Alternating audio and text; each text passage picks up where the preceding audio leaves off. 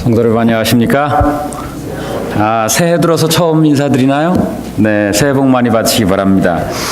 이 교회가 아주 인심이 후한 교회인데요, 보니까. 식구란 말이 밥을 같이 먹는다는 사람이잖아요, 그죠? 2달에 한 번 와서 겨우 점심 한 끼 여러분들하고 같이 먹고 가는 사람을 식구라고 불러주셔서 감사합니다. 네. 올겨울 비도 많이 오고 또 춥기도 좀 추웠던 것 같은데 어떻게 다들 평안하셨는지 모르겠습니다. 감기 안 걸리시고 건강하게 이 겨울 잘 지나셨으면 좋겠습니다. 비가 많이 와서 그 캘리포니아의 가뭄 걱정은 좀 덜은 것 같아요. 올 겨울은 예년과 달리 예년에는 이 북쪽으로 이렇게 비가 많이 왔는데 저 남쪽에도 그 눈도 많이 오고 그랬답니다. 그래서 저 남쪽에 있는 그런 LA 근교의 산들에도 막 눈이 오고 막 그래서 남쪽으로도 아주 좀 해갈이 된 것 같아서 물 걱정을 좀 덜 해도 될 것 같긴 합니다. 옛날에 왜 물 쓰듯 한다 이런 말이 있었잖아요. 근데 요즘은 우리가 물 쓰듯 뭘 쓰면 안 되는 시대인 것 같아요. 뭐든지 옛날 물 쓰듯은 하지 마시고 요즘 물 쓰듯 수도세 생각해가지고 아껴 쓰듯이 뭐든지 그렇게 아마 하고 살아야 되는 것 같습니다. 올 겨울 무사히 잘 나시고 아마 올 겨울에 이렇게 비가 많이 오고 눈도 많이 왔으니까 아마 산과 들에 봄이 되면 아름답게 꽃이 피리라 생각합니다. 여기 올라오는 길에도 보니까 그 유채꽃인가요? 그 꽃들이 좀 많이 여기저기 피어 있는 것 같아요. 제가 옛날에 다녀봤던 기억으로는 여기서 저쪽 어디죠? 저 포인트 레이스 가는 쪽으로 이 들판에 소들이 풀을 뜯어먹는 그 들판에 정말 유채꽃이 아주 아름답게 피었던 그런 것을 기억하는데 아마도 지금쯤 가시면 그런 좋은 경치를 보실 수 있으리라고 생각합니다.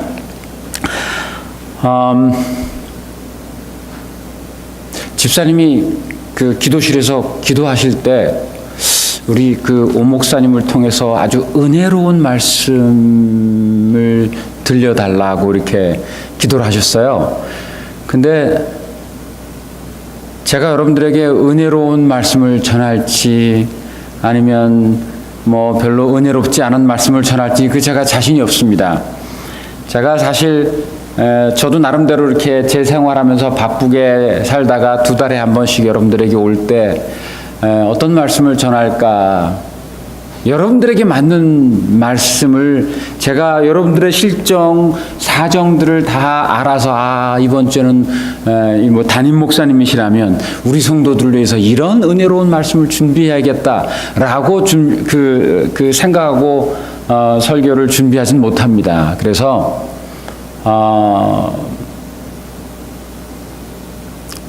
한 2달 동안 이제 제 머릿속이나 제 마음속을 스치고 가는 그런 생각, 어떤 책을 읽다가 보고 느낀 그런 것들, 이런 것들을 가지고 요번에 우리 런업학교에 갈 때는 이런 내용을 가지고 해야겠다 하는 그런 생각들을 하고 준비를 하는데 한 달 전쯤 어느 아는 친구 집에 갔어요.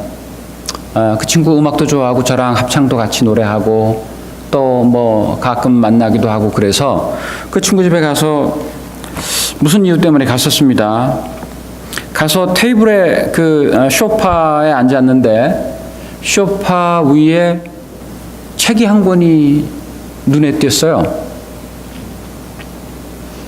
근데 그 책 제목이 저에게 와닿았습니다. 여러 책이 그 집에 있었지만 그 책 제목이 이렇게 와 있었어요. 아니 도대체 이 책을 요런 신통한 책이 어떻게 이런 집에 있느냐 제목만 보고 그랬어요. 그랬더니 글쎄 이 사람이 자기도 모르겠다 그러면서 자기 와이프가 사다 놨나 이러더라고요. 책 제목이 다른 의견을 말할 권리라는 제목이었어요. 본래 그 책 제목은 다른 이름이지만 한국어로 번역하면서 그 번역한 사람이 한국어 번역본의 제목을 다른 의견을 말할 권리다 라고 적었어요. 그래서 이 책 읽어봤냐 그랬더니 자기도 안 읽어봤다 그래요. 그래서 나중에 이 책을 다 읽고 나면 그 책을 나를 좀 줘라. 그게 한 달 좀 넘은 것 같아요. 근데 이 친구가 한국에도 뭐 중국에도 출장도 갔다 오고 뭐 이러는 사이에 얼마 전에 책 다 읽었다 그러면서 이제 준다 그랬는데 제가 지난 월요일인지 화요일인지 이때 받았습니다. 그렇지만 그 책이 궁금해서 대충 어떤 내용인지 그때 좀 이렇게 보니까 어떤 사람에 대한 내용이었고 또 책을 전달받진 못했지만 요즘 구글에 들어가면 대충 책의 내용들이 어떤 것인지 이런 뭐 리뷰들도 많고 그래서 그 내용들을 좀 살펴보았어요. 관심이 있고 아주 중요하다고 중요하다고 그럴까요? 저에게 아주 관심 있는 그런 주제의 내용이었어요. 이미 책 제목이 제 마음을 사로잡았다고 할까요? 그런 느낌이었어요. 내용인즉슨 여러분들이 잘 아시는 칼빈, 우리가 칼빈이라고 일컫는 존 칼뱅이라고 불리우는 사람 누군지 잘 아시죠? 여러분들이 아시는 대로 칼빈에 대해서 한번 대답해 주실 수 있습니까? 존 칼빈. 고개를 숙이지 마시고 제가 지목을 안 해도 한번 좀 아시는 대로 말씀해 주실 수 있어요? 여러분들이 그분을 어떻게 알고 있느냐가 중요할 수 있어요. 그죠? 없으십니까? 말씀해 보세요. 이렇게.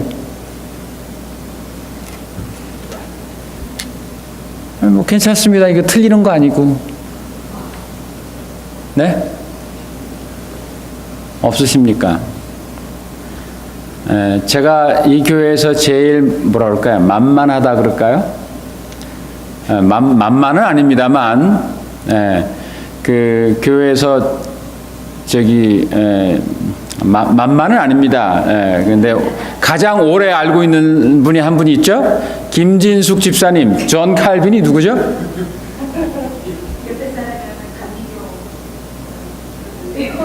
감리교 뭐요? 감리교 창시자? 네, 어떤 창시자는 맞는데 감리교는 아니었습니다. 네, 창시자는 맞는데 장로교 창시자인 분이죠. 25살에 기독교 강요라는 책을 써서 근대 기독교의 첫 교리집이라고 할까요? 그런 것을 썼던 몇 살이에요?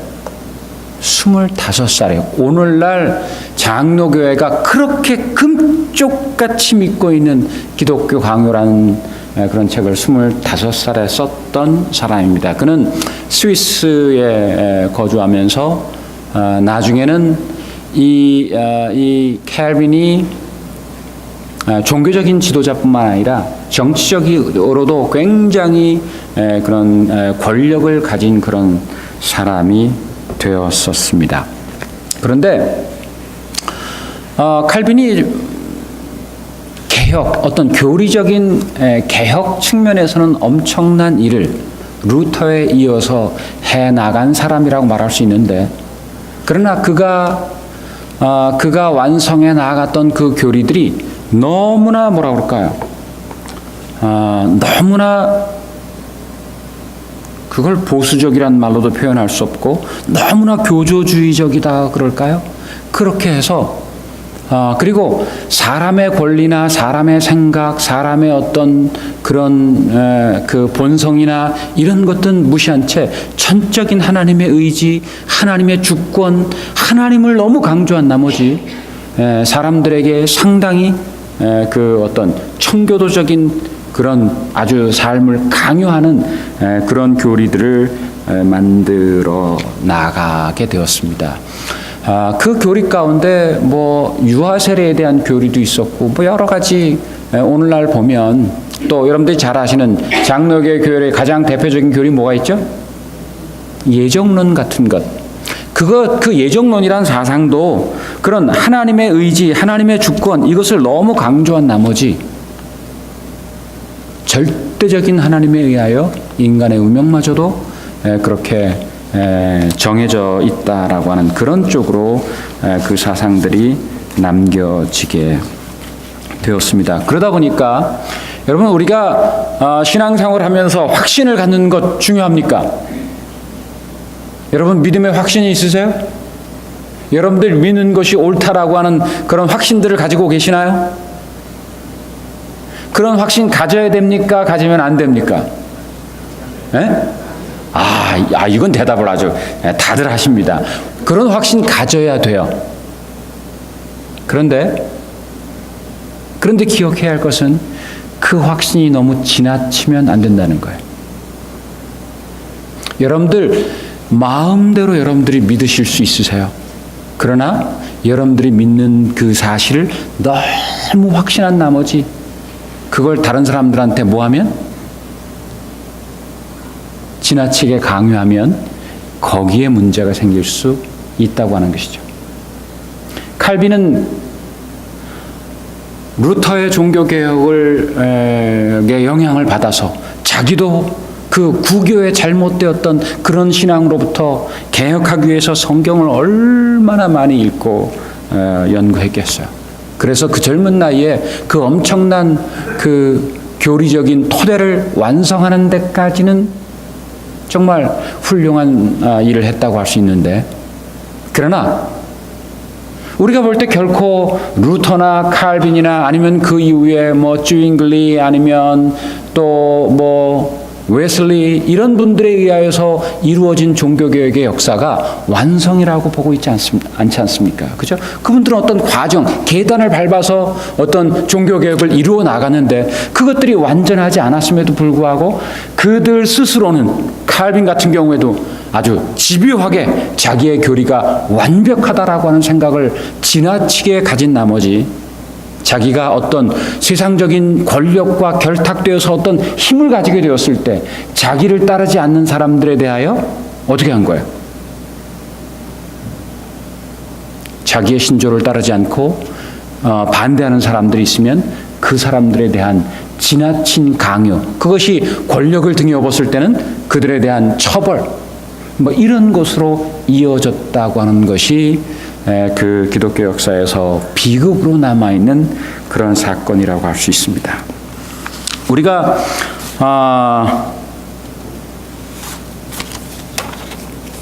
지나친 열정, 과도한 확신 이런 것들이 교회 안에서도 얼마나 많은 부작용들을 낳아왔던 것 여러분들 아마 주변에서 보시지 않았던가요? 그래서 어쩌면 하나님은 성경에 여러 차례에 걸쳐서 특별히 어떤 지도자들을 선택할 때, 저는 여호수아를 상당히 좋아하는 사람 가운데 하나인데, 하나님께서 여호수아를 부르실 때 여러 차례에 걸쳐서 내가 좌로나 우로나 치우치지 말라라고 하는 그런 말씀들을 주셨던 것을 압니다. 우리 신앙에 있어서 그 균형을 잡는다는 것, 이건 굉장히 중요한 일이라고 할 수 있어요. 여러분, 그 균형을 잡는다는 것은 어느 한쪽이 옳다라고 하는, 그게 좌든 우든 아니면 뭐 앞이든 뒤든 그 어떤 것들 중에 어떤 것이 절대적으로 옳다라고 하는 그런 생각을 버려야 그 균형이 가능합니다. 내가 완전하다고 생각하면, 어떤 것이 완전하다고 생각하면 다른 것들은 다 불완전하다라고 보는 결과이기 때문에 그 불완전한 것들에 대하여 내가 힘이 없으면 뭐 아무 일도 못하죠. 그러나 나에게 어떤 힘이 주어지고 권력이 주어진다고 하면 그 나하고 일치하지 않는 사람들에 대한 그것이 어떤 잘못된 그런 강압적인 행동으로 이렇게 이어지기 때문에 그것은 상당히 위험한 쪽으로 흘러갈 가능성이 많다고 하는 것이죠. 재림교회 내에도 얼마나 많은 이설들을 주장해서 그것 때문에 많은 사람들을 미혹하고 많은 사람들을 실패의 길로 가게 만들었던 얼마나 많은 그런 분파 운동들이 있었습니까? 그분들 나름대로는 자기네들이 옳다라고 생각했지만 그것이 너무 지나친 그런 그 확신으로 이어짐으로 인해서 교회 안에 많은 문제들을 일으키기도 하고 또 어떤 사람들을 자기 편으로 끌어들였다가 그 사람들마저도 그 사람들뿐만 아니라 그 자녀들, 가족들마저도 다 파탄에 이르게 했던 그런 많은 그런 쓴 아픈 그런 역사들을 우리가 갖고 있지 않습니까? 그래서 그런 것들은 우리가 상당히 경계하고 조심해야 한다는 것이에요. 다른 의견을 말할 권리. 왜 그 말이 제 마음속에 와 닿았을까요? 여러분들은 그런 다른 의견을 말할 권리, 이 제목을 들으면서 여러분들의 마음속에 드는 생각은 어떠세요? 여러분들에게도 그런 권리가 있다고 생각하십니까? 다른 의견을 말할 권리 있으세요? 당연히 있어야 한다고 여겨집니다. 그것이 이 세상에서도 그렇고 여러분들의 신앙 안에서도 교회 안에서도 혹시 여러분들이 다른 생각이 있으시면 그런 생각을 말할 권리가 보장되고 인정되어야 한다고 생각해요. 여러분, 이건 제 생각입니다. 제가 여러분들에게 강요하려는 것도 아니고 여러분들이 틀렸다는 것도 아니에요. 제 생각인데 교회는 완전합니까?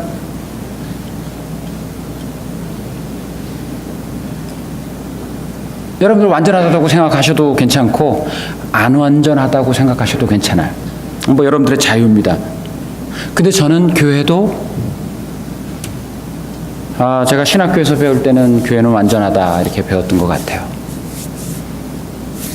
우리가 배웠던 많은 것들을 다 우리는 완전한 그런 그렇게 배웠던 것 같아요. 그런데 사실은 저는 그렇게 생각하지 않습니다. 교회도 완전하지 않을 수 있다고 여겨집니다. 완전한 교회에서 불화가 있으면 안 되잖아요. 그죠? 완전한 교회에서 다툼이 있거나 완전한 교회에서 어떤 문제가 있다거나 그러면 이미 그것 자체가 완전하지 않는다고 하는 것이죠. 우리가 우리 스스로를 완전하다고 생각하는 순간 우리에게서 무슨 부작용이 생길 수 있을까요?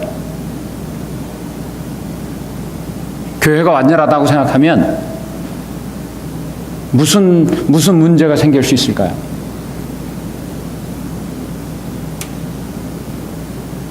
아까 제가 말씀드린 책 제목이 인정되지 않습니다. 그렇죠? 교회에서 다른 의견을 말할 권리가 교인들이나 어떤 학자들에게나 어떤 목사님들에게나 지금까지 교회가 그렇게 믿어왔던 전통적인 교리라고 할까요? 그런 것들에 대하여 나는 다르게 생각한다라고 하는 그런 생각을 말할 권리가 보장이 되어야 하는데 그렇게 되지 않는다고 하면 교회가 완전하다고 생각하면 그런 권리를 아무에게도 주지 않습니다. 어떤 목사에게도 주지 않고 어떤 교인에게도 주지 않습니다. 그건 교회가 스스로를 완전하다라고 규정했기 때문인 것이에요. 그러나 저는 그렇게 생각하지 않습니다. 교회는 어제 교회와 오늘 교회와 내일 교회가 계속해서 끊임없이 진보되고 발전되어야 하나님의 참 교회라고 생각합니다. 150년 전의 재림교회와 지금 올해가 19년이죠? 2019년 1844년도에 교회 그 재림운동이 시작했을 때 그때의 모습과 지금의 모습은 어떻습니까? 똑같나요? 다른가요? 다르죠? 달라야 하기도 하고요. 1863년에인가요? 재림교회라고 하는 공식적인 교회가 그때 세워졌다고 해서, 그죠? 재림교회라고 하는 세븐스데이 애드벤티스트라는 교회가 조직된 게 1863년인가 60 몇 년도에 됐다고 해서 그때 교회와 지금까지 교회가 똑같습니까? 다릅니까?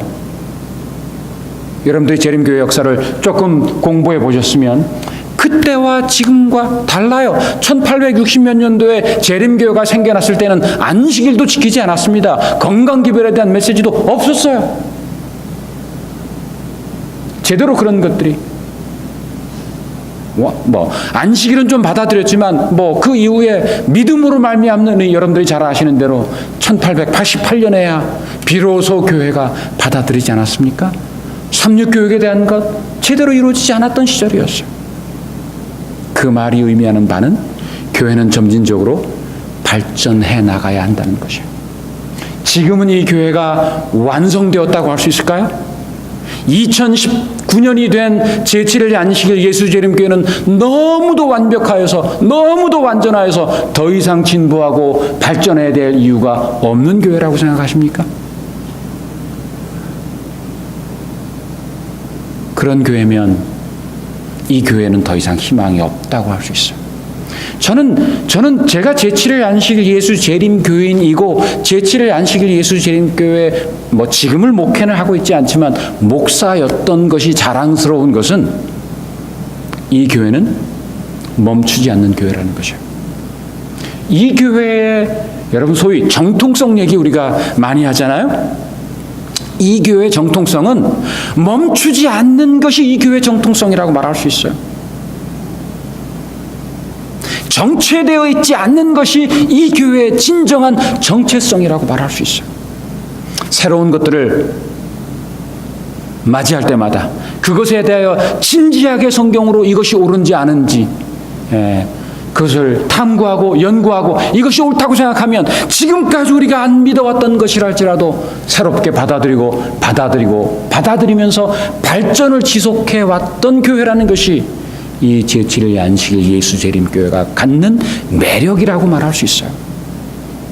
장로교회는 아직도 칼빈 1600년대 당시에 칼빈이 만들어 놓은 기독교 강요를 벗어나지 못하고 있어요.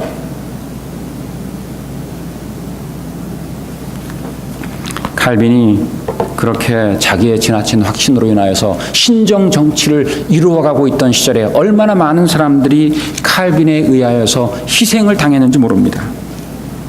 그 5년 동안 칼빈의 그 신정 정치 첫 5년 동안에 제가 여기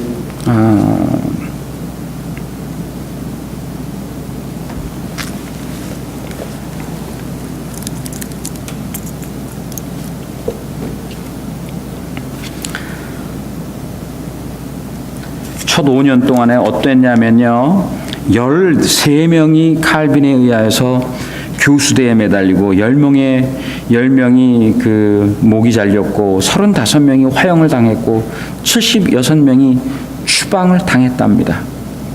그 사람이 너무 지나친 그 신앙을 강요하고 그래서 그것에 반대하는 사람이 있으면 이렇게 가차없이 감옥에 가두고 고문하고 처벌하고 또 죽이는 그런 일들이 이루어졌다고 하는 것. 이건 참 안타까운 기독교 역사가 낳은 심각한 부작용이라고 말할 수 있습니다. 오늘날 이 시대에도 그 누구에게도 그렇게 할 수 있는 권리, 다른 사람들의 의견과 생각을 그렇게 짓밟아 버리고 너는 나와 다르기 때문에 틀렸다라고 규정하여서 그들을 처벌하고 그렇게 할 권리가 아무에게도 주어져 있지 않은데 그렇게 하는 것은 이건 정말 안타까운 비극이라고 말할 수 있습니다. 여러분, 하나님이 제가 언젠가 여러분들에게 와서 하나님의 침묵이란 주제로 설교를 했던 거 기억이 나는데 하나님께서 오늘날도 침묵하시는 이유는 무엇일까요?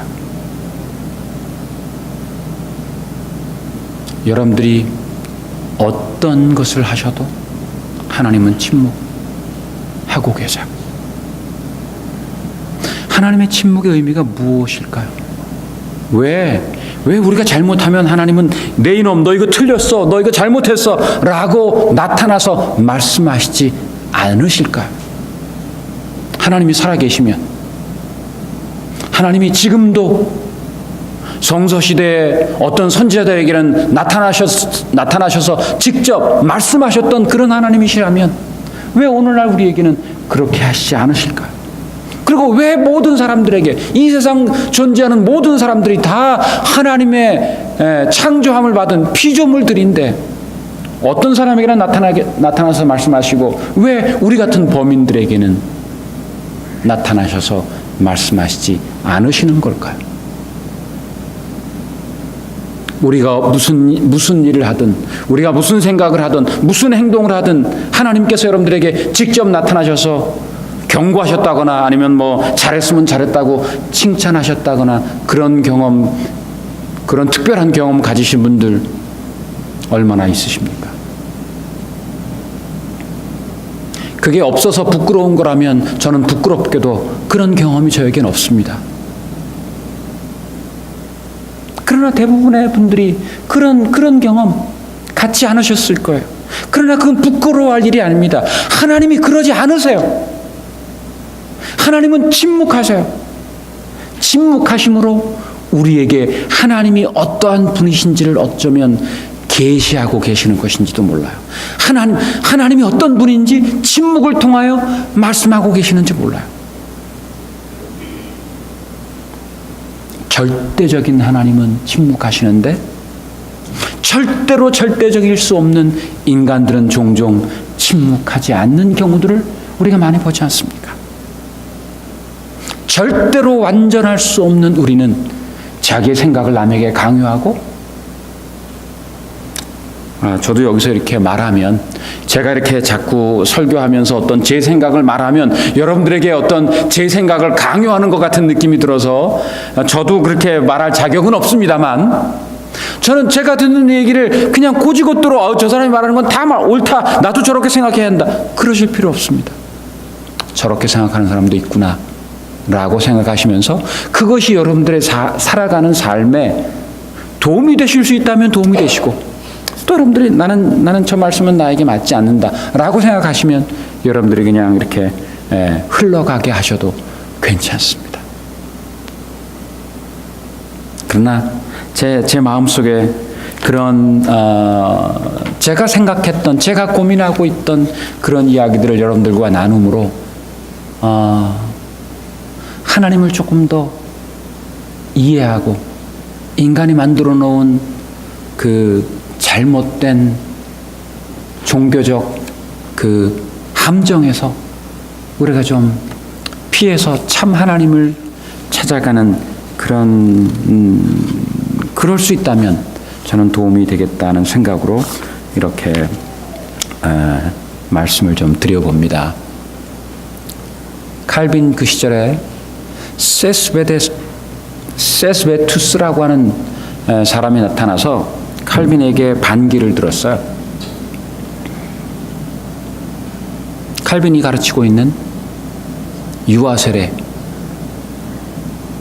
그건 틀렸다. 유아세례가 뭐죠?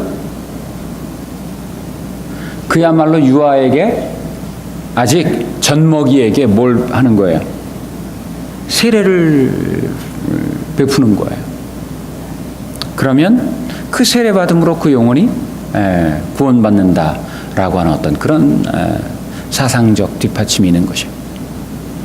제7일 안식일 예수재림교회는 유아 세례를 행합니까? 하지 않습니까? 네? 안 해요? 네. 잘하셔요. 네. 안식일교회는 유아 세례 안 해요. 왜 안 할까요? 네? 왜 안 할까요? 네?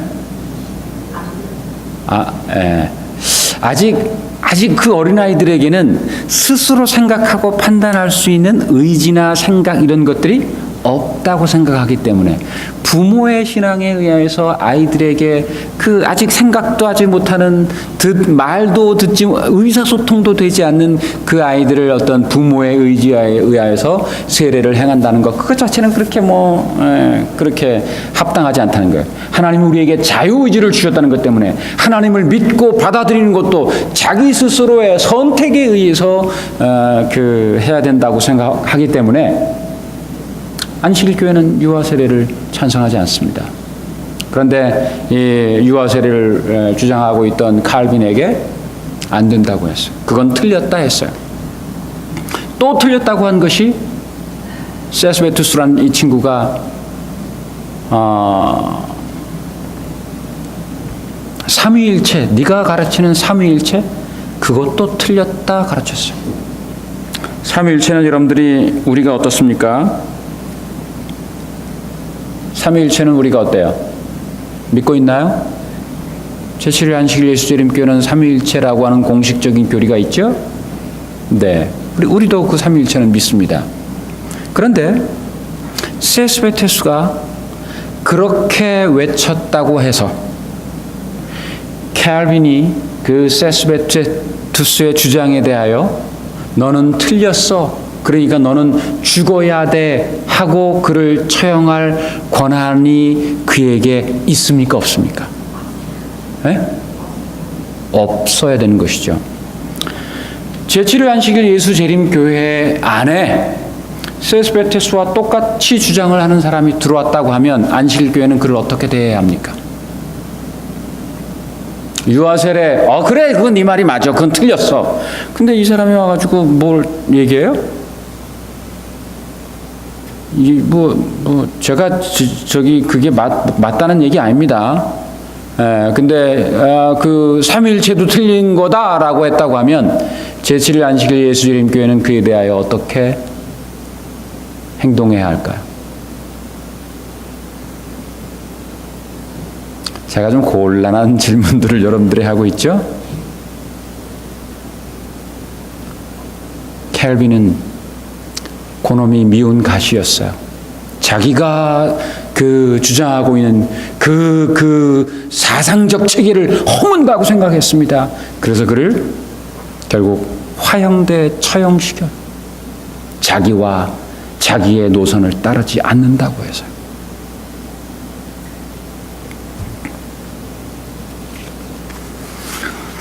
세스베투스가 죽고 난 다음에 카스텔리오라고 하는 사람이 등장합니다. 제가 아까 말씀드린 그 책에 나오는 내용이에요. 약 500년 전, 약 500년 전에 있었던 사건을 카스텔리오라고 하는 이 사람의 전기 작가였던 어떤 사람이 500년 전 이야기를 끄집어내서 이 전기 작가인 이 사람은 유대인이면서 그 나치 치하에서 그 히틀러에 항거하던 인물이었다 그래요.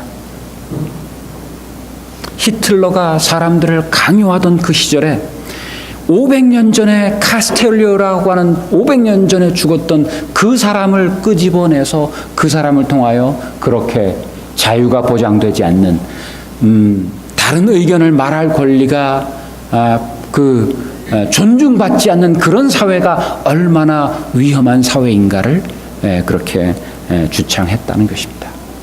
카스텔리오는 이 세스베투스를 처형한 칼빈에 대항하여서 칼빈은 세상의 권력을 다 갖고 있던 부와 권력을 다 가지고 있던 또 백성들로부터 어떤 일종의 나름대로의 어떤 종교적인 존중도 받고 있던 그런 사람이었는데 그를 대항해서 그가 외치는 그런 강요하는 그것이 틀렸다고 하는 사실을 맞서서 싸우다가 그는 많은 어려움과 가난과 이런 것에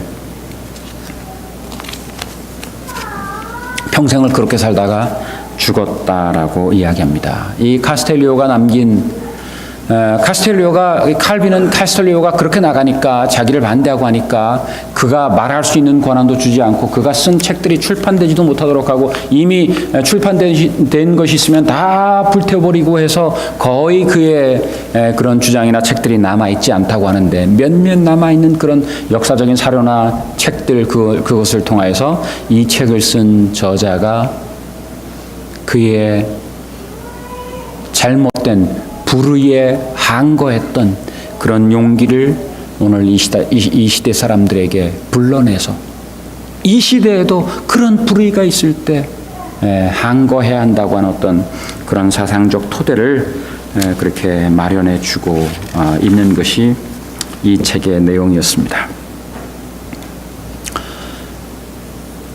2019년은 우리 대한민국 역사에 있어서 역사적인 해라고 말할 수 있어요. 2019년이 무슨 해입니까? 예? 예? 황금 개띠요. 이게 황금 개띠는 우리 대한민국의 역사와는 관계 없습니다. 지금부터 100년 전, 그때는 김인년, 3월 1일, 정오, 여러분들 학교 다닐 때 그 3.1절 노래 열심히 우리가 부르지 않았던가요? 1919년 3월 1일. 이제 불과 며칠 안 남았습니다. 3월 1일이 대한 독립 선언을 외치면서 만세운동을 벌였던 것이 100년 전. 이제 불과 일주일도 남지 않은 그날이 되면 3.1운동 100주년의 해입니다. 여러분들 3.1운동이 우리가 조선 사람이기 때문에 우리가 대한민국 사람이기 때문에 이 3.1운동이 중요하다고 말할 수도 있지만 그러나 3.1운동의 정신이 무엇인가를 생각해 보면 그것은 어쩌면 보편적 가치, 민족을 뛰어넘는 어떤 보편적 가치로 놓고 볼 때 그것은 대단한 무브먼트였다라고 말씀드릴 수 있습니다.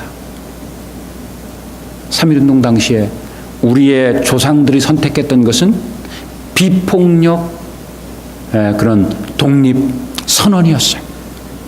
그때는 어떤 항거를 하지 않았지만 오히려 그것으로 인하여서 많은 사람들이 옥에 갇히고 죽임을 당하고 그렇게 했지만 그러나 우리의 민족적인 자존심, 우리 민족의 독립을 외치면서 우리를 무력으로 침입하고 우리를 지배하고 있는 일본의 실효적 지배로부터 벗어나려고 하는 우리 조상들의 민족적인 투쟁이었다고 말할 수 있습니다.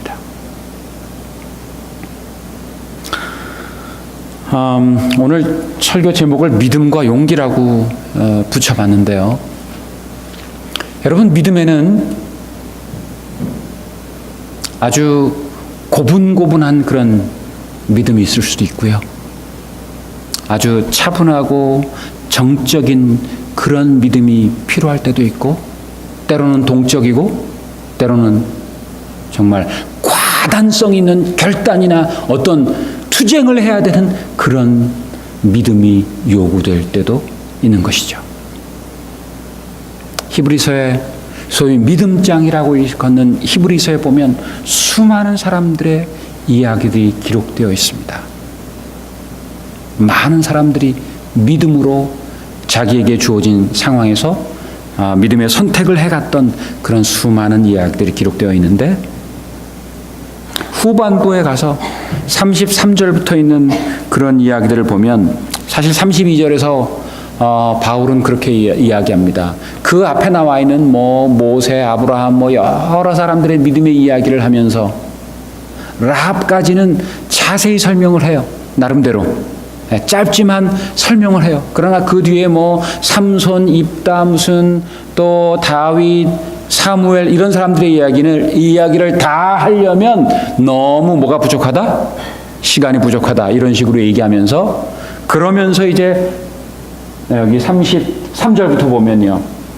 여러분 히브리서 11장 33절부터 한번 펴보시죠.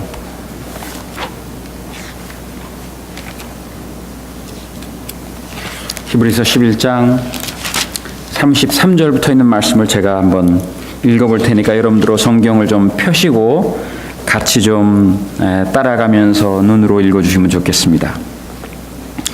32절부터 보죠. 내가 무슨 말을 더 하리요?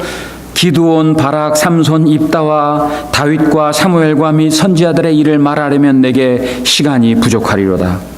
저희가 믿음으로 나라를 이기기도 하며 의를 행하기도 하며 약속을 받기도 하며 사자들의 입을 막기도 하며 불의 세력을 멸하기도 하며 칼날을 피하기도 하며 연약한 가운데서 강하게 되기도 하며 전쟁에 용맹되어 이방 사람들의 진을 물리치기도 하며 여자들은 자기의 죽은 자를 부활로 받기도 하며 또 어떤 이들은 더 좋은 부활을 얻고자 하여 악형을 받되 구차히 면하지 아니하였으며 또 어떤 이들은 희롱과 채찍질뿐 아니라 결박과 옥에 갇히는 시험도 받았으며 돌로 치는 것과 톱으로 켜는 것과 시험과 칼에 죽는 것을 당하고 양과 염소의 가죽을 입고 유리하여 궁핍과 환난과 학대를 받았으니 이런 사람은 세상이 감당치 못하도다.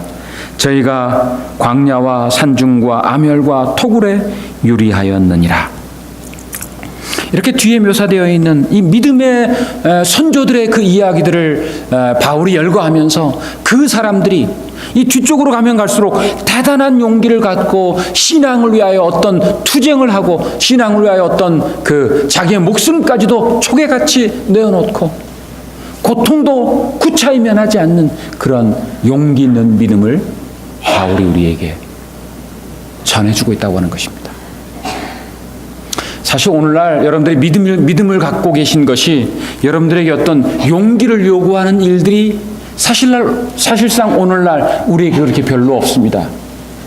소위 핍박이라는 것이 별로 없는 시대에 우리가 살아가고 있지 않습니까?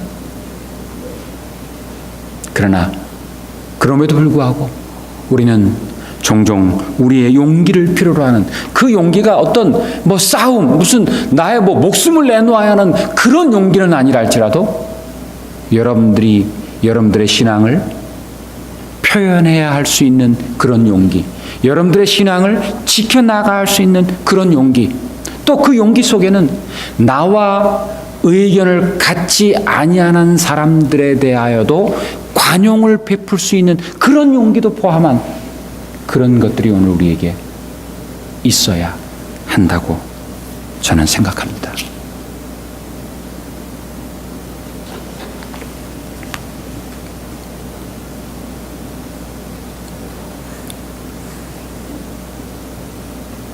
이상구 박사가 우리와 한 30년 넘게 같은 신앙의 노선으로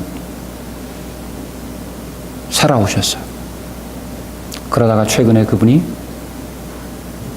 이 교회를 등졌다고 할까요?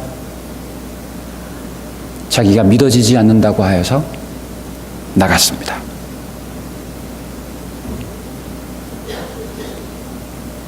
저는 우리 교회가 믿어지지 않는 사람들, 너는 믿어지지 않기 때문에 우리의 형제가 아니다 라고 말해서는 안 된다고 생각합니다. 다른 의견을 말할 권리, 그분에게 있다고 생각합니다. 그건 그분의 권리이고, 넌 믿어지지 않지만 오케이, you are still our brother and sister, 이렇게 말할 수 있는 그런 교회가 되어야 한다고 저는 생각합니다. 여러분들이 100% 안 믿어져도 우리는 그리스도 안에서 형제와 자매들 아닙니까? 오늘 저에게 식구라고 말해 주셨는데 여러분들의 식구들이 어떻습니까? 식구들의 생각이 다 똑같기 때문에 식구입니까? 여러분들의 자녀들은 여러분들과 다 똑같이 여러분들의 말을 100% 믿어주고 따라주고 그러던가요? 그러기 때문에 그 자식들에게 여러분들이 밥을 먹여주시나요? 그런 거 아니지 않을까요? 세상 부모도 그 아버지 엄마와 생각이 다른 자식들이라 할지라도 케어하고 돌보고 입히고 먹이고 재워주고 공부 가르쳐주고 스스로 독립할 수 있도록 그렇게 서포트를 하는데, 왜 하나님의 교회는 나와 생각이 좀 다르다고 해서 그 사람들을 배척해야 할까요? 믿어질 때까지 더 많이 공부하고 더 많이 연구하고, 혹시 우리가 잘못 생각했을 수도 있으니 함께 연구해보자 라고 하는 그런 자세를 갖는 것이 정말 하나님의 교회가 가질 태도가 아닐까, 저는 그렇게 생각합니다. 여러분들은 다르게 생각하셔도 괜찮지만 저는 그렇게 좀 생각하면서요, 이 교회가 저는 더 발전하고 더 높은 계단으로 올라갈 수 있는 그런 교회가 될 수 있으리라고 생각합니다. 3.1운동, 사실 3.1운동의 기폭제가 됐던 사건은 샌프란시스코에서 일어났습니다. 샌프란시스코 근교에 살고 있는 우리가 얼마나 그 역사들을 잘 알고 계시는지 모르지만, 일본 당시에 미국의 대표부로 일했던 스티븐스라고 하는 사람이 너무 일방적으로 일본에 치우친 주장을 외치면서 대한민국 조선 사람들에 대하여 무시하는 발언을 하고 있을 때, 요즘도 그렇게 믿는 사람들이 있더라고요.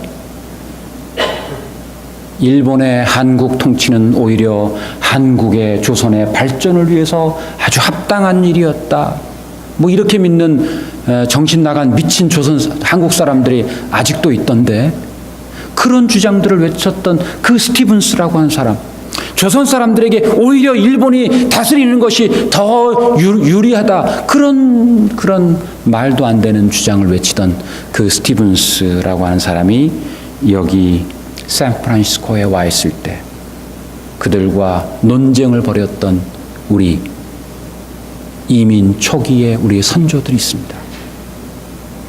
그 가운데 전명훈 장인환 의사라는 분들이 있으세요. 우리가 이 샌프란시스코 지역에 살면, 시간이 벌써 2시간 넘었네요. 조금만 더 우리 역사 얘기니까 좀 하겠습니다. 샌프란시스코 지역에 살면 우리가 좀 알아두면 좋겠어요.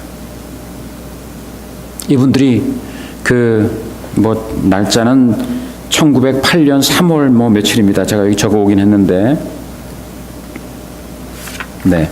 1908년 3월 23일, 그러니까 3.1운동이 벌어지기 벌써 11년 전 이야기예요. 이분 장인환이라는 분이 숭실학교를 졸업하고, 평양에 있던 숭실학교를 졸업하고 1905년도에 하와이로 이민 왔다가 1906년도에 샌프란시스코로 다시 들어왔다고 그래요. 이미 일본에 의하여 통치되고 있던 그 시절에 을사오족들에 의하여 을사늑약을 통하여서 일본의 그 지배를 불합리하게 인정해야 했던 그런 시절에 대한민국의 독립을 위하여 애썼던 그런 마음의 그 안타까움을 갖고 있었던 그 장윤환 전명훈 의사가, 저 사람 저렇게 조선 사람들에게 합당한 말도 안 되는 주장을 외치고 있는 저 사람을 처단해야겠다고 생각하고요. 저기 있는 무슨 샌프란시스코 페리에 있던 그 근처 어떤 호텔에서 논쟁을 벌이다가 당신의 그 주장을 신문에다가, 조선 사람들에게는 오히려 일본 통치가 이롭다는 그런 신문의 주장을 내온 걸 보고, 그건 말도 안 되다, 당신의 주장을 철회하시오 했는데 하지 않겠다고 하니까 막 몸싸움까지 벌였다가 제대로 내두면 안 된다고 생각해서 그를 처단하기로 결심했던 두 사람이 있었는데, 그 사람이 전명훈 장인환 의사 분들이세요. 먼저 전명훈 씨가 뉴욕으로 떠나려고 페리부두에 나와 있던 그 스티븐스를 향하여 총을 겨눕니다. 권총을 겨누는데 그 총이 발사가 안 됐다고 그래요. 아니, 저 사람을 쏘려고 했는데 총이 발사가 안 되면 어떻게 해야 돼요? 그래서 막 그냥 그 총으로 그냥 이렇게 엉겨 붙어가지고 그를 막 때리고 막 그랬다고 그래요. 그 뒤에 있던 두 사람이 서로 합의한 것은 아니었는데 장윤환 의사도 역시 자기의 자발적인 의지로 권총을 가지고 나왔었고, 그래서 그 엉겨붙은 두 사람을 향하여 3발의 총성을 쏘았다 그래요. 한 발은 전명훈 의사의 어깨에 맞았고, 또 2발이 이 스티븐스에게 맞아서 결국 뭐 둘 다 병원에 실려갔는데 스티븐스는 이틀 후에 사망했다고 그래요. 그 이야기들이, 미국 본토에서 이루어졌던 그 이야기들이 대한민국의 독립을 염원하고 있던 만주나 여러 조선 땅이나 이런 곳에 있었던 우리 민족들의 그 독립 정신을 일깨우게 됩니다. 우리가 사실 안중근 의사에 대해서는 너무나 잘 알지 않습니까? 그죠? 안중근, 이봉창, 윤봉길 의사, 이런 분들에 대해서는 잘 알지만 이 전명훈, 장윤환 의사, 미국 땅에서 있었던 것들은 아마 여러분들이 잘 모르실 거예요. 그러나 그 사건이 시발점이 되어서 사실 1909년도에 그 안중근 의사가 10월 26일 하얼빈역에서 이토 히로부미를 암살하는 사건도 그 뒤에 이루어져서 대한민국 독립운동의 기폭제가 사실은 이 미국 땅 샌프란시스코에서 시작되었다고 이야기합니다.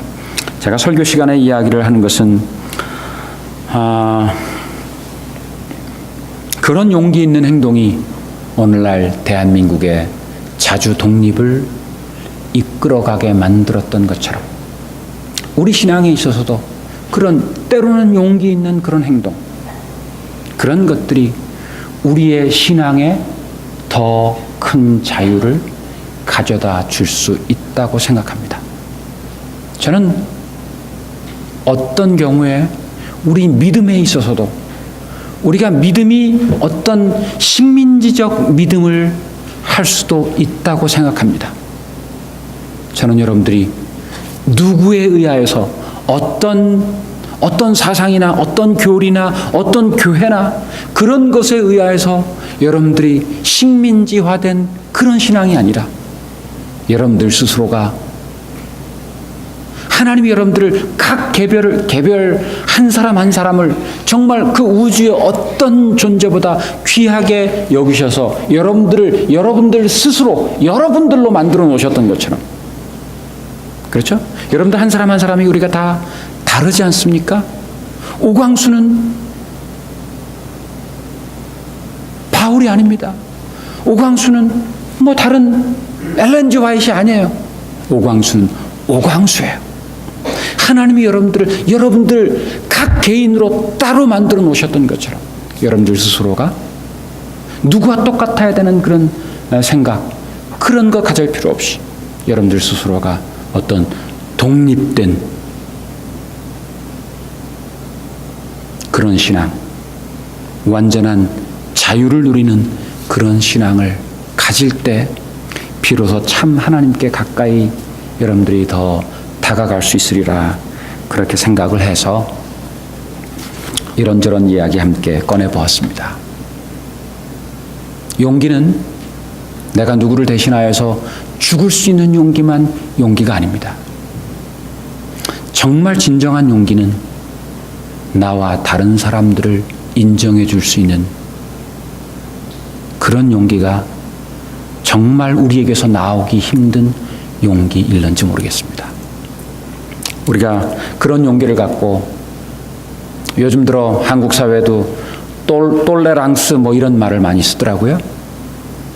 톨러런스, 관용의 정신을 더 많이 갖고 우리가 서로 이해하고 사랑하고 서로 돕고, 나와 다르기 때문에 틀렸다가 아니라 나와 다르더라도 우리는 다 그리스도 안에서 한 형제요, 우리가 함께 사랑을 나눌 존재라는 그런 생각으로 이 교회도, 사실 교회 안에 나와 똑같은 사람이 어디 있습니까?